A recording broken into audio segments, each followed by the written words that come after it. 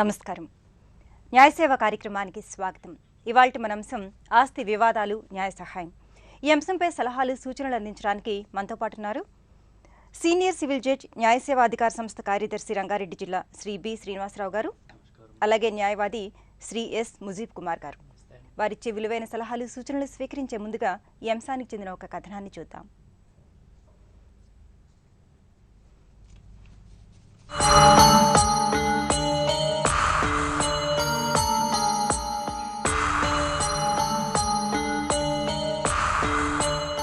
ఆధునిక కాలంలో ఆస్తి వివాదాలు పెరిగాయి. భిన్నత్వంలో ఏకత్వంగా అంతంత మాత్రమైన ఆస్తులతో జీవనయానం సాగించే మన దేశంలో ఆ వివాదాలు మరింత జటిలమవుతున్నాయి. అందుకు తగ్గట్టే చట్టాల్లోనూ మార్పులు చేర్పులు చోటు చేసుకుంటున్నాయి. అయితే ఏ వివాదానికి ఎలాంటి సహాయం పొందాలన్నదే సామాన్యుడి అసలు సమస్య. ఆలస్యంగా అందిన న్యాయము అన్యాయమే అన్నది ప్రాథమిక న్యాయ సూత్రం.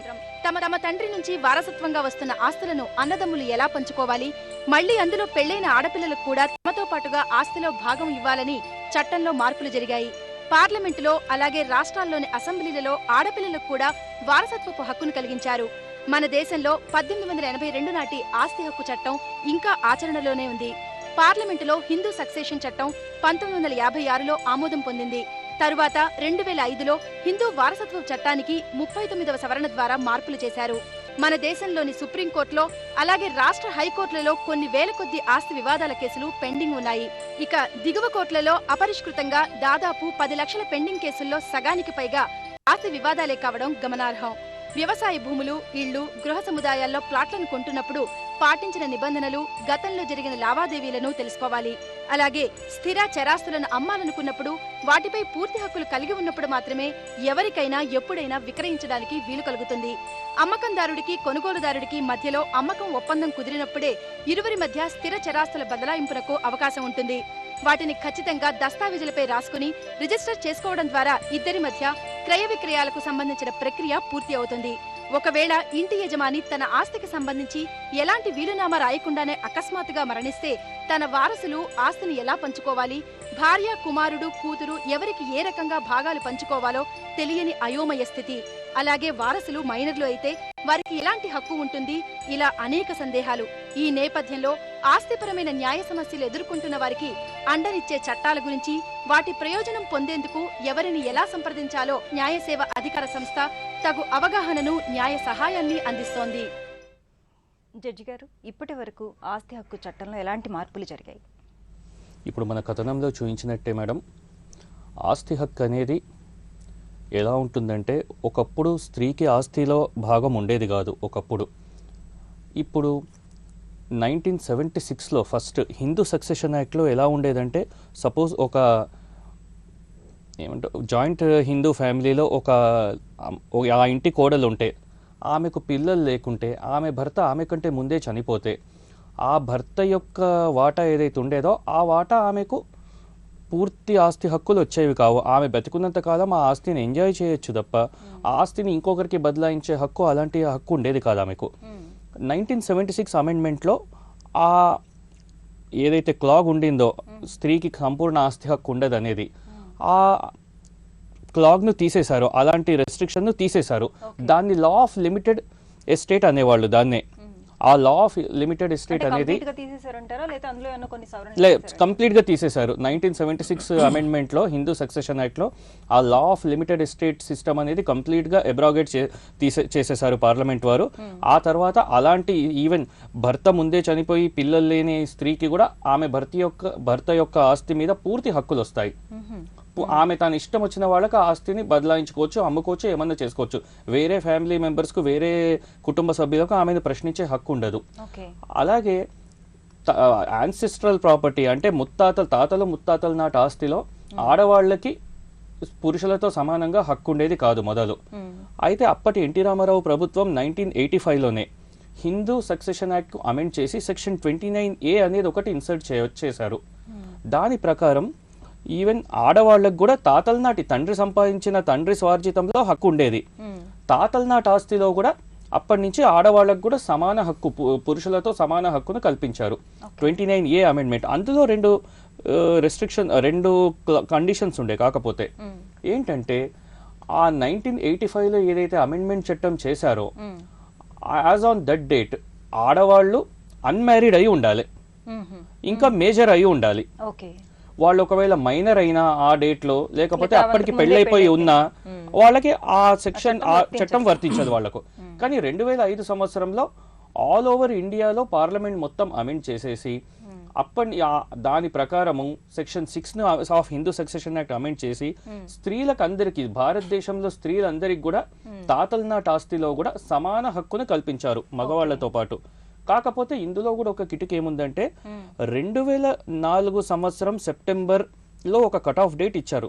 ఆ కట్ ఆఫ్ డేట్ వరకు ఏదైతే ఆస్తి ఏదైతే ఉందో అప్పటికీ ఆ ఆడపిల్ల తల్లిదండ్రులకు గాని, ఆడపిల్ల యొక్క అన్నలకు తండ్రికి మధ్య ఎలాంటి పార్టిషన్ జరగకపోతేనే అది వర్తిస్తుంది. అప్పటికే the joint family property status scatter అయిపోయి ఉంటే ఆ చట్టం వర్తించదు. అందులో కూడా ఆ కిట్టుకుంది. 2004 సెప్టెంబర్ కల్లా అది అవిష్కృతమైన భూమి అయి ఉండాలి. అప్పటికి ఆస్తి ఇంకా అప్పటికి ఉమ్మడి ఆస్తి అయి ఉండాలి, పంపకాలు జరగకుండా ఉండాలి.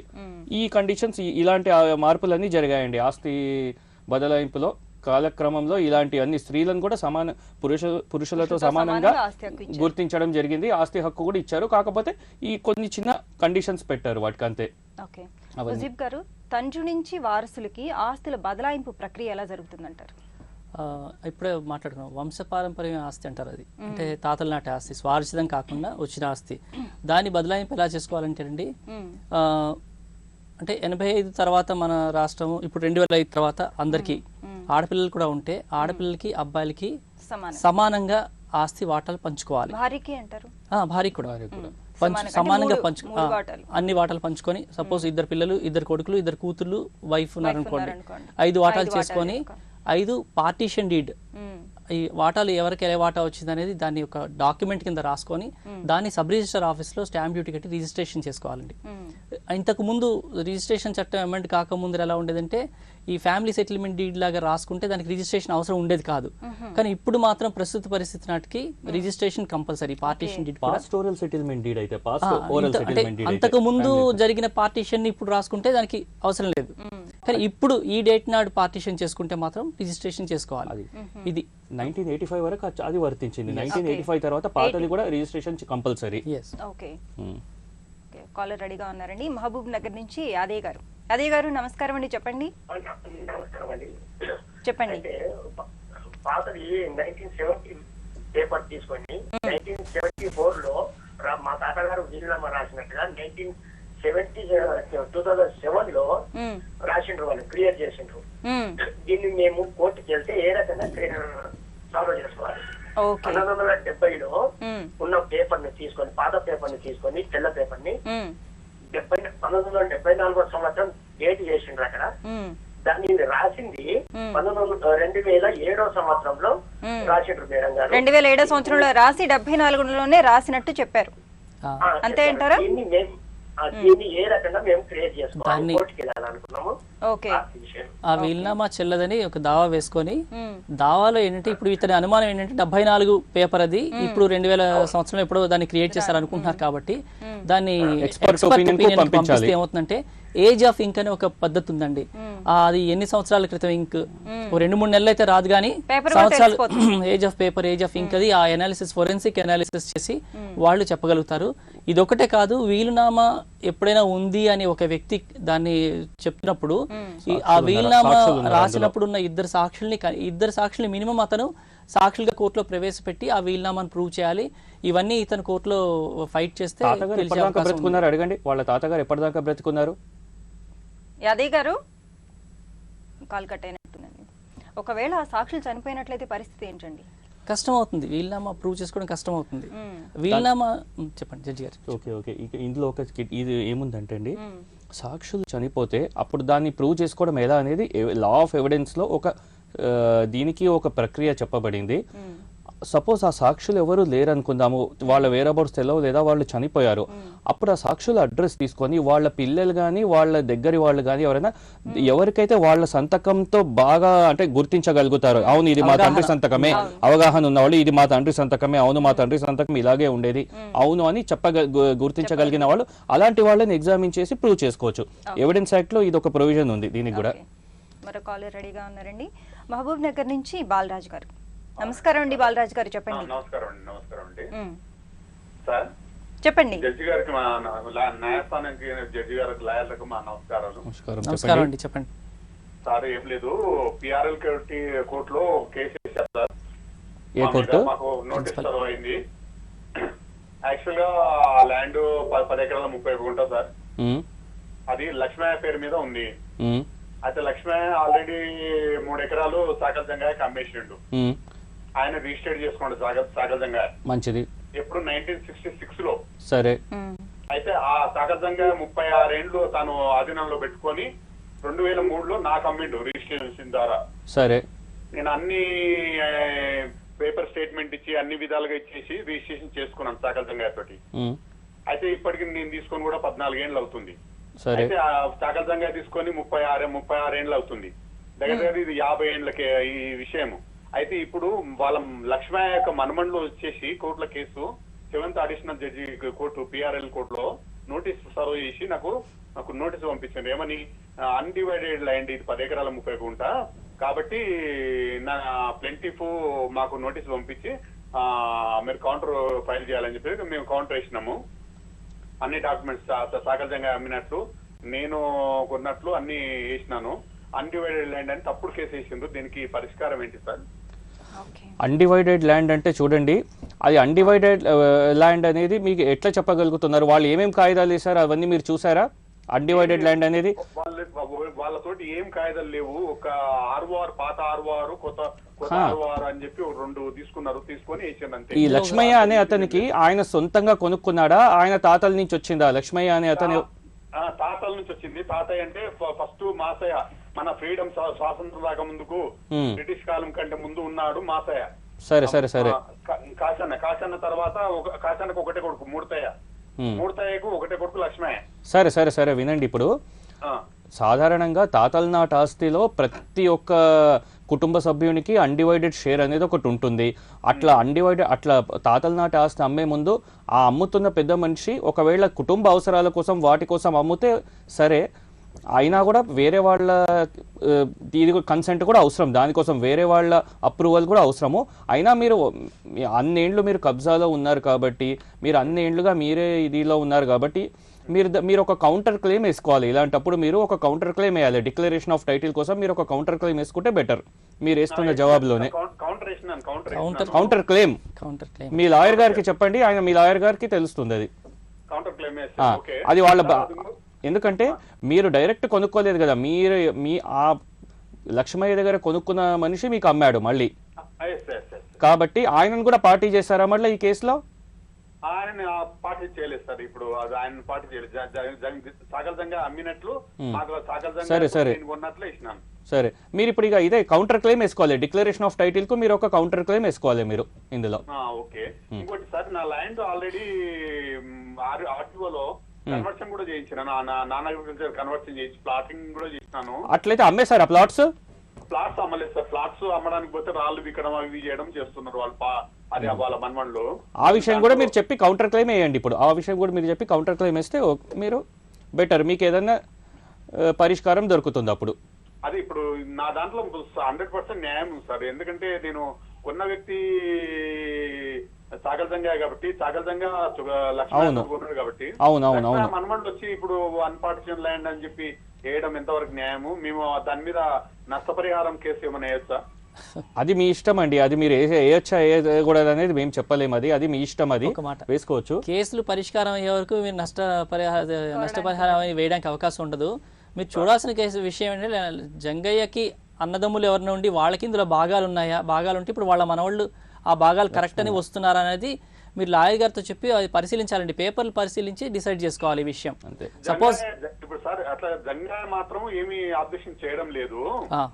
జంగాయ ఎవరితో అయితే ఉన్నాడో వాళ్ళ మనవాళ్ళు మాత్రం ఇప్పుడు కేసు వేసింది. అది మనవాళ్ళు వేసారంటే ఇప్పుడు తాతలకి హక్కు ఉందనుకోండి, ఇప్పుడు నలుగురికి చెందిన ఆస్తి ఒక వ్యక్తి అమ్మేశాడు అనుకోండి, ఆ ఒక్క వ్యక్తి భాగం వరకే ఆస్తి హక్కులో ట్రాన్స్ఫర్ అవుతుంది మీకు హక్కులు. మిగతా ముగ్గురికి అందుకే మీరు ఏం చేస్తారంటే పేపర్లని కరెక్ట్ గా చూపించుకొని అప్పుడు వాళ్ళు వేసుకున్న మీ మీద కేసు వేసిన వాళ్ళ కాగితాల్లో కూడా హక్కు ఏ రకంగా చూపించుకుంటున్నారో అవన్నీ పరిశీలించాక దాన్ని బట్టి డిసైడ్ చేయొచ్చు అండి. కౌంటర్ క్లెయిమ్ తీసుకునేది బెటర్ ప్రస్తుతం ఆయన. ప్రజెంట్ ఇప్పుడు నేను ఏం చేయాలి? ఓకే. అంటే రాళ్ళు పీకుతున్నారు అని చెప్తున్నాడు అతను. ప్లాట్స్ లో రాళ్ళు పీకుతున్నారంటే ఏమవుతుందంటే ఒక పోలీస్ రిపోర్ట్ కానీ లేదా కోర్టు నుంచి ప్రొటెక్షన్ కానీ తీసుకోవాలి. రాళ్ళు పీకడం అనేది ఇల్లీగల్. ఇతను క్రాస్ ఇంజెక్షన్ సూట్ వేసుకోవాలి ఇప్పుడు అక్కడ ఒక పోలీస్ కంప్లైంట్ ఇచ్చేసి. మరో కాల్ తీసుకుందాం అండి. రాజు నాయక్ గారు మహబూబ్ నగర్ హైదరాబాద్ నుంచి. గచ్చిబౌలి నుంచి మాట్లాడండి. రాజు నాయక్ గారు మాట్లాడండి. నమస్తే అండి. హలో చెప్పండి. హలో హలో రాజు నాయక్ గారు వినిపిస్తోందా? మేడం చెప్పండి, మీ సమస్య ఏంటో చెప్పండి. మీ టీవీ వాల్యూమ్ తగ్గించేసేయండి, టీవీ మ్యూట్ లో పెట్టేసేయండి. ఇప్పుడు మాట్లాడండి. ఇప్పుడు నేను ఇప్పుడు మియాపూర్ లో ల్యాండ్ తీసుకున్నాను మేడం 2010లో. అది మా రిలేటివ్ వాళ్ళది. ఓకే. మెయిన్ రోడ్ అది. అయితే అది రాజు నాయక్ గారు చెప్పండి. అది మేము 2010లో తీసుకున్నామండి. 250 గజాల రిజిస్ట్రేషన్ కూడా చేయించాము. ఓకే. అయితే అది రిజిస్ట్రేషన్ అది ఏ సర్వే నంబర్ మాకు కొంచెం తెలియదండి అది. అయితే మేము మండల ఆఫీస్కి వెళ్ళి ఇది ఏ సర్వే నంబర్ లో వస్తుంది, మేము రిజిస్ట్రేషన్ చేసుకోవాలంటే సర్వే గారు ఏం చెప్పారు 224 వస్తుంది అని చెప్పారండి. ఓకే. అదే ఆ ప్రకారంగానే మేము 224 మూసాపేట వెళ్ళి రిజిస్ట్రేషన్ చేయించుకున్నాం. దాని తర్వాత మేము అదంతా గుడిసెలాగా ఉండే ఒక డాబా హోటల్ ఉండే, అది పంజాబ్ లొంబాడి డాబా హోటల్ అని ఉండే మేడం. అదంతా కూలిపోతే మేమేం చేసినాము దాన్ని మొత్తం సగానికి ఎరుగొట్టేసి ఒక షట్టర్ లా కట్టేసుకున్నాం. కట్టేసుకున్న తర్వాత ఒక పిఆర్ఎన్ ఠాగూర్ అని వెనక ల్యాండ్ ఇదంతా మాది అదే అని చెప్పి గుండాలకు పోలీసు వాళ్ళకు పెట్టి మమ్మల్ని నానా హింసలు ఇటు రెవెన్యూ డిపార్ట్మెంట్ వాళ్ళకు పెట్టి ముంగట రాకుండా అతను రాకుండా వేరే వేరే వాళ్ళని తెచ్చి మాకు బాగా భయపెట్టించాడండి. మినిస్టర్ల లెవెల్ కూడా వెళ్ళింది అది. పుణ్యలక్ష్మి దగ్గరికి వెళ్ళాము, ఆయన ముఖేష్ గౌడ్ నా క్లాస్మేట్ అని చెప్పి వాళ్ళతోటి మాకు బెదిరించాడు. ఇవన్నీ చేసి మాకు నానా తిప్పలు పెడితే మేము కోర్టులో కూడా కేసు వేసుకున్నామండి. కోర్టులో కేసు వేసుకున్నా కానీ కోర్టులో కూడా మాకు గెలువని చేశాడండి. చేసేసి మొత్తానికి మాకు భయభ్రాంతులు చేసి మాకు నాశనం చేసి లాస్ట్ కు మాకు చేత కాక మేము అతనికి 27 లక్షలు ఇచ్చామండి. ఓకే. మాకు చాలా ఇబ్బంది పెట్టి మొత్తం. ఇప్పుడు సమస్య ఏంటండి? ఇచ్చేసారు కదా. హలో, ఇప్పుడు సమస్య ఏంటండి? అది ఇప్పటికి మాకు అది చాలా లాస్ అయిందండి. అది మేము ఆల్రెడీ మీరు ఇప్పుడు వాళ్ళకి ఇచ్చేసారు కదండి, స్థలం ఇచ్చేసారు కదా. అంటే అన్యాయంగా తీసుకున్నారు కదండి, మాకు బెదిరించి అన్యాయం చేసి అనవసరంగా తీసుకున్నారు కదండి. ఓకే. లాయర్ గారు, ఇప్పుడు ఇతను అమ్మకం ముందు ఏమైనా చేస్తే కోర్టులో ఫైట్ చేయాల్సింది. ఇప్పుడు ఇందులో ఈ ప్రాక్టికల్ ప్రాబ్లం ఎలా చెప్తున్నా అంటే ఈవెన్ కోర్టులో వేస్తే కూడా వీళ్ళని భయపెట్టి చేశారు కాబట్టి ఇక ఇతను ఒకసారి ట్రాన్స్ఫర్ చేసాక ఇంకేం ఫైట్ చేయడానికి అవకాశం ఉండదండి. ట్రాన్స్ఫర్ చేయకుండా తీసేసుకున్నారు కాబట్టి ట్రాన్స్ఫర్ చేయకుండా ఏమైనా ఫైట్ చేస్తుంటే వేరేగా ఉండేది. ఇక్కడ ఒక్క క్వశ్చన్ అండి, ఇక్కడ ఆయన 27 lakhs కు ఇచ్చేసానని చెప్పాడు కదా, అంటే మార్కెట్ వాల్యూ అంతే ఉందా అక్కడ ల్యాండ్ది, లేకపోతే ఇంకా అనుకునే దానికంటే తక్కువకి ఇచ్చాడా?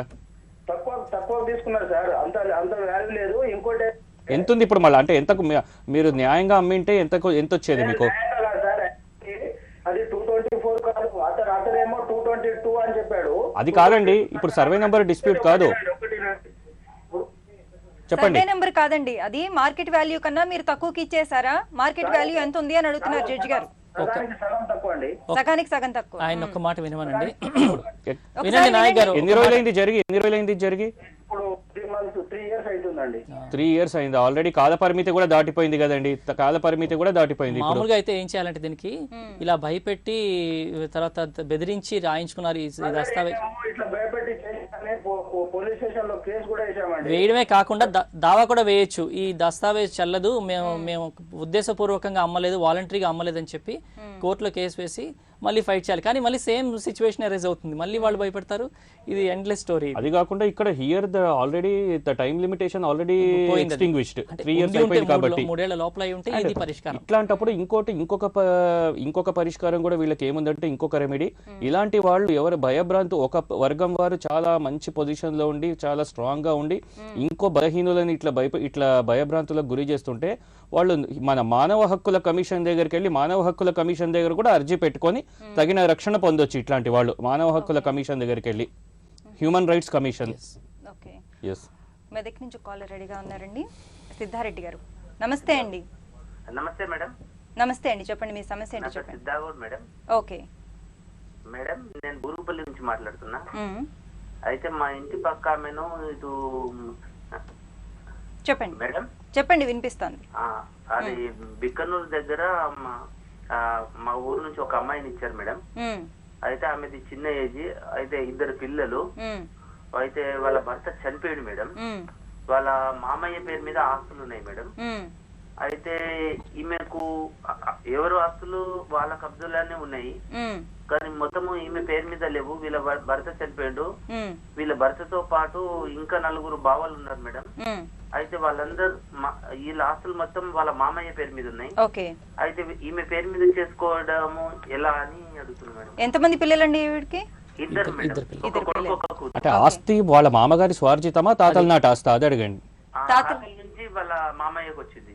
అయితే అయితే అట్లాంటప్పుడు ఏం చేయాలంటే ఆ అమ్మాయి అండ్ వాళ్ళ ఇద్దరు పిల్లలు కలిసి భాగ పరిష్కారం కోసం కేసు వేయాలి, పార్టీషన్ సూట్ వేయాలి.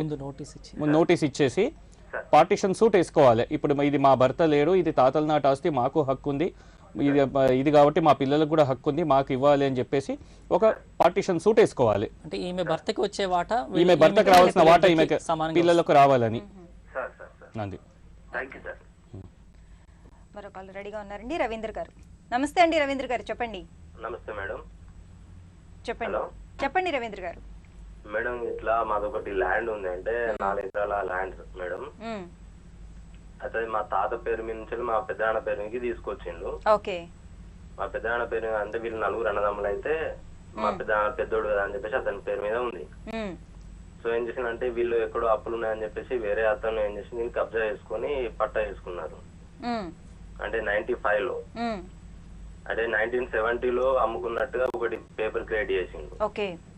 అది ఇప్పుడు మా డాడీ ఏజ్ ప్రకారం చూసినా కానీ అది 2 ఇయర్స్, అంటే మా డాడీకి అప్పుడు 2 ఇయర్స్ ఉన్నప్పుడు జరిగింది అన్నట్టుగా ఉంది. సో ఇప్పుడు వాళ్ళు ఏం చేస్తుండ్రు అంటే మా వాట ఉంది అని చెప్పేసి అప్పంచెలు ఇప్పటి వరకు దాన్ని ల్యాండ్ ఎవరు చేయట్లేదు, వట్టిగానే ఉంది, వేడిగానే ఉంది. అయితే మేము దాని ఇప్పుడు అడుగుతుంటాం అంటే అది మేము కొనుక్కున్నాం, మేము చేసుకున్నది అని చెప్పేసి మాది అంటున్నారు. అట్లా ఇప్పటికే 20 సంవత్సరాలు అయిపోయింది. ఎవరంటున్నారు కొనుక్కుందామని? ఎవరంటున్నారు? కబ్జా చేసుకున్న వాళ్ళు అంటున్నారు సార్. కబ్జా చేసుకున్న వాళ్ళు అంటే మీ కుటుంబ సభ్యులు కాదా? కాదు సార్, వేరే వాళ్ళు. ఆహా.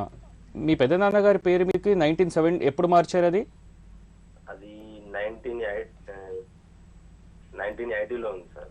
1980లో మీ పెద్దనాన్నగారి పేరు మీదకి మార్చినప్పుడు మీ నాన్నగారి వయసు ఎంత అప్పుడు? మా నాన్నగారి వయసు అప్పుడు ఐడియా లేదు కానీ సార్, వీళ్ళు అమ్ముకున్నట్టు క్రియేట్ చేసినప్పుడు అయితే 70 సార్. 70 ఇయర్స్ అంటున్నారు. 1970లో 2 ఏళ్ళు అంటున్నారు కదా మీ నాన్నగారికి? అవును సార్. అంటే అప్పుడు మీ నాన్నగారి దృష్టికి ఎప్పుడు వచ్చింది ఈ కాగితం రాసుకున్నట్టు? అంటే మా డాడీ చదువుకోలేదు, వాళ్ళది అయితే ఇక్కడ ల్యాండ్ ఉంది అని నాకు చెప్పిన వాళ్ళే నేను 3 ఇయర్స్ నుంచి. సరే ఇప్పుడు మీ నాన్నగారు ఉన్నారా? ఉన్నారు సార్. అంటే మీ నాన్నగారి దృష్టికి ఎప్పుడు వచ్చింది యాక్చువల్గా ఇది ఇట్లా వాళ్ళు ఒక అమ్ముకున్నట్టు కాగితం క్రియేట్ చేసుకురు 1970లో అని మీ నాన్న దృష్టికి, అంటే మీ నాన్నకి ఎప్పుడు తెలిసింది ఇది? అంటే 2000లో తెలిసింది సార్. 2000లో తెలిస్తే ఇప్పటి వరకు ఎందుకు ఊరుకున్నారు? మళ్ళీ ఇప్పుడు టైం లిమిటేషన్ కూడా అయిపోయింది కదా. ఒకవేళ అప్పుడే 2000లో తెలియగానే 3 ఏళ్ల లోపే మీ నాన్నగారు ఒక క్యాన్సిలేషన్ ఆఫ్ డాక్యుమెంట్ కేసు వేసింటే అది యాన్సిస్ట్రల్ ప్రాపర్టీ, మాకు హక్కు ఉంది అని చెప్పి అప్పుడే 2000 సంవత్సరం నుంచి 3 ఏళ్ల లోపే ఒక declaration of title suit and cancellation of document suit వేసింటే మీకేమన్నా అయ్యేది? ఇప్పుడు ఆల్మోస్ట్ 13 ఏళ్ళు అయింది, మీ నాన్నగారికి తెలిసి కూడా 15 ఏళ్ళు అయింది. కనీసం ఇతనికి ఎన్ని ఏళ్ళు? ఇప్పుడు నీకెన్ని ఏళ్ళు? నాకు 25 ఉంటుంది సార్. నీకెప్పుడు తెలిసింది డాక్యుమెంట్ గురించి? నాకు 4 ఇయర్స్ బ్యాక్ తెలిసింది సార్. మీకు కూడా అయిపోయింది కదండి మళ్ళీ ఇప్పుడు టైం లిమిటేషన్, మీకు టైం లిమిటేషన్ అయిపోయింది ఇప్పుడు. అయితే వీళ్ళు దీంట్లో ఒకటి రికార్డు ఉంటాయి కదా సార్, అందులో వీళ్ళు క్రియేట్ చేసుకున్నట్టుగా ఉంది సార్. ఇప్పుడు మన ఓల్డ్ రైటింగ్ ఉన్నప్పుడు న్యూగా వీళ్ళు క్రియేట్ చేసినానికి డిఫరెన్స్ ఉంది. సరే మీరు ఒక కేసు వేసి చూడండి. ఇప్పటికైనా పని చేయండి, మీకు కూడా హక్కు ఉంటుంది, మీ పిల్లలకు కూడా హక్కు ఉంటుంది. తాతల నాటి ఆస్తి కాబట్టి సరే మీ పెద్దనాన్నగారు పేరు పెట్టుకున్నారు, పెద్ద కొడుకు కాబట్టి మీరు మీ నాన్నగారు వాళ్ళు పంచుకోలేదు, మీ వరకు మీరు పంపకం అడగలేదు. మీ పిల్లల తరఫునైనా సరే పంపకం అడుగుతూ కానీ ఒక కేసు వేసుకుంటే కనీసం కదులుతుంది అది. ఎందుకంటే ఇప్పుడు ఎన్నేళ్ళ నుంచి మీరు వదిలేసినా సరే ఆ మనవాళ్ళకి కూడా హక్కులు ఉంటాయి, పుట్టుకతో హక్కులు వస్తాయి, వంశపారంపర్య ఆస్తి కాబట్టి. కనీసం ఇప్పుడైనా ఇంకా మేల్కొని ఇంకా ఇంతకాలం వదిలేసారు, ఇప్పుడైనా ఒక దావా వేసుకుంటే పరిష్కారం అయ్యే అవకాశం ఉందండి. ఆ కబ్జాదారులను కూడా పార్టీ చేయాలి. అందరినీ ఎవరెవరైతే ఇది ఆక్యుపై కబ్జా చేసుకొని కూర్చున్నారో, మాది అంటున్నారో వాళ్ళందరినీ కూడా కేసులో చేర్చి వాళ్ళ మీద మీరు దావా వేయాలి. సార్ వాళ్ళు కొనుక్కున్న వాళ్ళైతే 70 నుంచి వెళ్ళి ఇప్పటికి చేసుకోకుండా ఉండరు కదా సార్. కొనుక్కున్న చెల్లదండి, అమ్మకాలు చెల్లవు, అవన్నీ కూడా చెల్లవు. మీ పిల్లలకు కూడా మీకు పెళ్ళైందా? కాలేదు సార్. మరి మీకు మరి మీ చిన్నాన్నలు పెద్దనాన్న వాళ్ళ పిల్లలు కూడా ఎవరికి పెళ్లి కాలేదా? హలో హలో ఇప్పుడు నలుగురు అన్నదమ్ములని చెప్తున్నారండి, పెద్ద ఆయన పేరుని పెట్టారు. ఎవరి పిల్లలకి వాళ్ళ కొడుకులకి ఎవరికి పెళ్ళైనా వాళ్ళ పిల్లలు కూడా ఇందులో హక్కులు ఉంటాయి.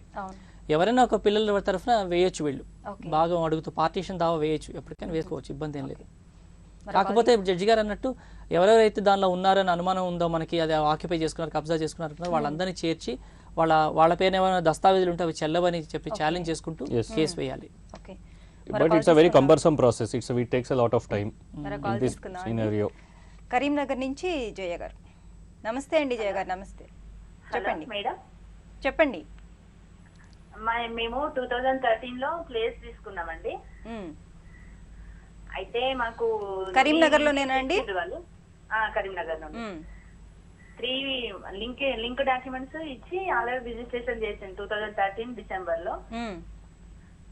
తర్వాత తెలిసింది 1 month 2 months తర్వాత మనకు ఇచ్చిన ఫస్ట్ పార్టీ ఏదో అది ఫేక్ అని తెలిసి వాళ్ళు కేసు వేసిండు మా పైన. తీరా ఇప్పుడు వీళ్ళు మాకు ఎవరైతే అమ్మిండ్రో అయినే ఉన్ను అసలు ఆ హక్కుదారుడు కాంప్రమైజ్ అయినరు. 2 years అవుతుంది మేడం. వాళ్ళు కాంప్రమైజ్ అయినరు. మళ్ళీ మాకు వాళ్ళతో డైరెక్ట్ రిజిస్ట్రేషన్ చేపిస్తా అని అన్నారు. ఆల్రెడీ మాకు రిజిస్ట్రేషన్ చేయించింది ఈయనే. అయితే ఇప్పుడు అసలు హక్కుదారుడితో మళ్ళీ రిజిస్ట్రేషన్ చేపిస్తా అని అంటుండ్రు. అంటే మేము ఏమన్నా జాగ్రత్తలు తీసుకోవచ్చునా? జడ్జి గారు, ఇప్పుడు మీరు అంటున్నారు కదండి, మీకు అమ్మిన అతనికి హక్కు లేదు, అసలు హక్కుదారుడు వచ్చినాక మీకు అమ్మిన అతను ఇంకా అసలు హక్కుదారు కాంప్రమైజ్ చేసుకున్నారని చెప్తున్నారు కదా. అంటే వాళ్ళు ఏమని కాంప్రమైజ్ చేసుకున్నారు అంటే, మీకు అమ్మినతన్నే ఓనర్ గా వాళ్ళు గుర్తించారా, లేకపోతే మీకు అమ్మినతను వాళ్ళని ఓనర్ గా గుర్తించాడా? ఏం కాంప్రమైజ్ చేసుకున్నారు వాళ్ళు? అంటే ఇప్పుడు అసలు ఆస్తి నాది అన్న అతను మా ముగ్గురు వీళ్ళు ఆల్రెడీ ముగ్గురికి డాక్యుమెంట్స్ రిజిస్ట్రేషన్ చేసుకుంటూ వచ్చి లాస్ట్ మేము చేసుకున్న తర్వాత అది బయటకు వచ్చింది సార్. అయితే ఇప్పుడు అసలు ఆయనే కేసు వేస్తారు కదా, మిగతా 3 పార్టీల పైన వేసింది ఆయనే. అయితే మేము లాస్ట్ కొన్నది మేము అన్నట్టు ఆల్రెడీ రిజిస్ట్రేషన్ కంటిన్యూ అవుతుంది, వాళ్ళ నుండి ఇంకో నుండి మాకు వచ్చేసింది. అది సరే, నేను అడుగుతున్న క్వశ్చన్ ఏంటంటే, మీకు అమ్మినతనికి ఎవరికైతే అసలు హక్కుదారు కాదని మీకు తెలిసిందన్నారు, అసలు హక్కుదారు మీకు అమ్మినతను వాళ్ళు తష్వా చేసుకున్నారు అన్నారు కదా మీరు, వాళ్ళు ఏమని తష్వా చేసుకురు? ఆ తష్వా కాగితం రాసుకుర్రా? ఆ టర్మ్స్ మీకు ఏమన్నా తెలుసా? వాళ్ళు ఏం కాంప్రమైజ్ చేసుకున్నారు? అయితే ల్యాండ్ కు ఇంత అమౌంట్ అని వాళ్ళు మాట్లాడుకున్నారు సార్. మనకి ఎవరైతే అమ్మిందో వాళ్ళకి అమౌంట్ ఇవ్వడం.